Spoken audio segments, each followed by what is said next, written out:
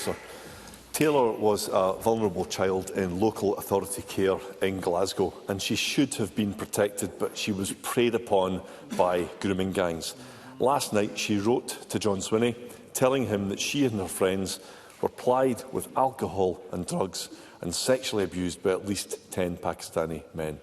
Taylor and other victims say there must be a grooming gangs inquiry in Scotland. They say it's the only way to uncover the scale of the abuse, establish why it went unchecked and ensure that it cannot continue. So will John Swinney agree to the inquiry being asked for by Taylor and other victims? First Minister. Presiding Officer, first of all, I want to confirm to Russell Findlay that I have received the letter from Taylor, and I want to express here to Parliament my admiration for her courage to speak out on such an important and very difficult subject. And I am deeply saddened to hear of any cases of sexual abuse. And as Parliament knows, I have taken significant action during my term in office as a Minister to ensure this issue has been addressed. The Government is undertaking work already through the work of the National Child Sexual Abuse and Exploitation Strategic Group, which is looking at previous inquiries, evidence and practices to establish what further actions and recommendations are required. And Police Scotland is actively reviewing current and historical child abuse investigations to determine what issues need to be addressed in any potential inquiry. The Government has remained open to the question of a grooming gangs inquiry, but there is a series of steps being taken to explore these issues at the present moment. And the last point I would make is that it is absolutely vital that where there is any accusation of criminal conduct that is drawn to the attention of the police, and Police Scotland have a duty to address those inquiries and to address those complaints. Russell Findlay. Thank you. Taylor's social work files allegedly show that Police Scotland failed to investigate. She said, and I quote, "It made me feel sick to my stomach. It's like they didn't even bother to ask any questions. And that's the bit that gets me the most, because it could have been stopped and it never was." Another grooming gang victim, Fiona Goddard, was trafficked from England to Glasgow and raped by groups of men. She says that as far back as 2014, police in West Yorkshire were, quote, "well aware of links to Scotland, but clearly no one bothered to investigate further. Victims don't trust what happened to them will be fully investigated by organisations they believe turned a blind eye or even engaged in cover-up." Has John Swinney spoken with Police Scotland about these new allegations? And does he believe that the actions of the authorities should be independently examined? First Minister.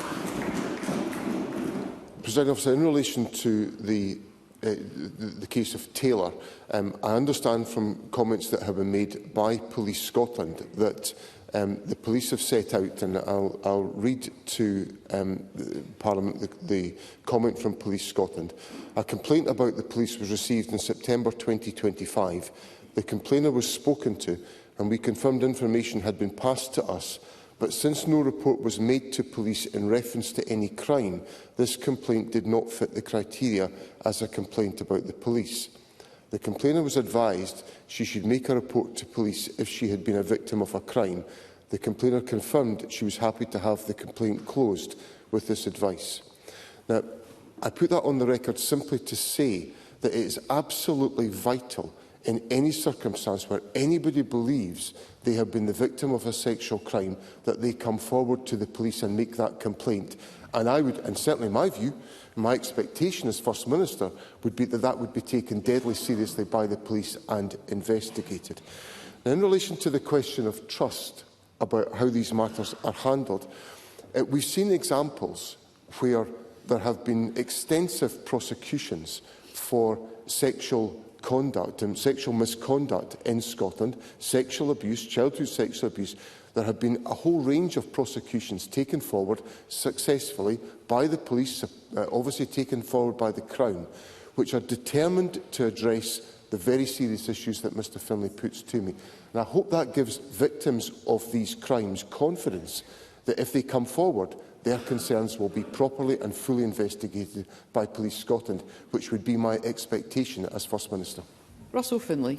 I think that any attempt to shift the blame onto victims for how and when these are reported is highly questionable. Taylor was a child. These crimes were known about at the time by the authorities on the basis of the social work reports. And of course, grooming gangs are not confined to any one community. Earlier this year, a group of white men and women were jailed for the horrific abuse of children in Glasgow. Last month, a Romanian gang was convicted of abusing 10 young women in Dundee. This is not a historic problem. It is happening today. Reports of online child sexual abuse made to Police Scotland have more than doubled in the past year alone. So how can John Swinney hope to stop child abuse now, when he won't support a full and fearless investigation into the industrial-scale abuse of recent years? First Minister. The first thing I want to say is that nothing that I am saying is about shifting the blame.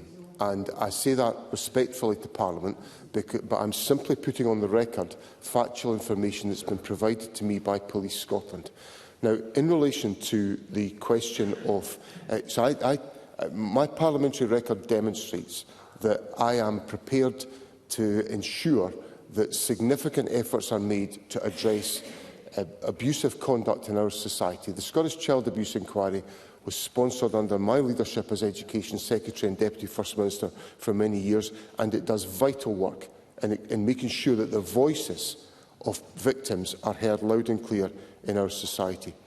Now, on the question of online child abuse, I was clear in an answer to Martin Whitfield last week in Parliament that I want to make sure every single step we can take as a government and our authorities in Scotland is directed towards tackling online child abuse. Indeed, the efforts that have been put in place by Police Scotland under the auspices of the Gartcosh Crime Campus are lauded around the world as an example of integrated proceedings involving multiple agencies to ensure that organised crime networks in Scotland are shattered as a consequence of our efforts.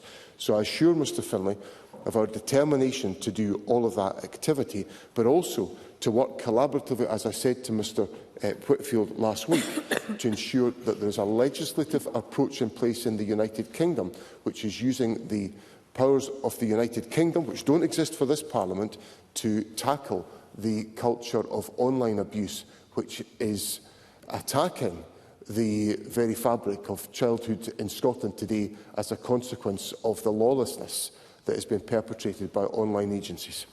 Russell Findlay. Talks about his parliamentary record. Well, that also shows that he voted against my party's attempts to instigate a grooming gang inquiry in Scotland just a matter of weeks ago. And in a previous answer, he cited the National Child Sexual Abuse and Exploitation Strategic Group, saying that they are looking at these issues. However, victims like Taylor are concerned because the same authorities who failed them sit on this government group, and they fear that it's little more than another SNP talking shop. In July, the group discussed Baroness Casey's report into grooming gangs elsewhere in the United Kingdom. And the minutes of this meeting state, and I quote, "There is no current evidence that the issues identified in Casey are presenting in the same way in Scotland." Now, in light of the available evidence, Presiding Officer, that claim is patently untrue. Does John Swinney agree that grooming gangs are a problem in Scotland and not just elsewhere? First Minister.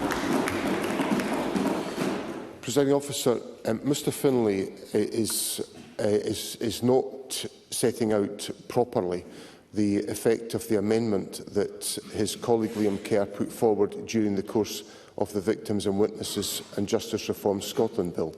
Because all that amendment would have required was a Victims and Witnesses Commissioner, who has as yet not been appointed, to undertake a report which would consider whether or not there was any further action required in this respect. So this is not something that could happen today. It would have to wait for the Victims and Witnesses Commissioner to be appointed and for that individual to then consider whether there is any appropriate action. So it's just completely and utterly a distortion to say that there was a groomings inquiry proposal in front of Parliament that was not supported.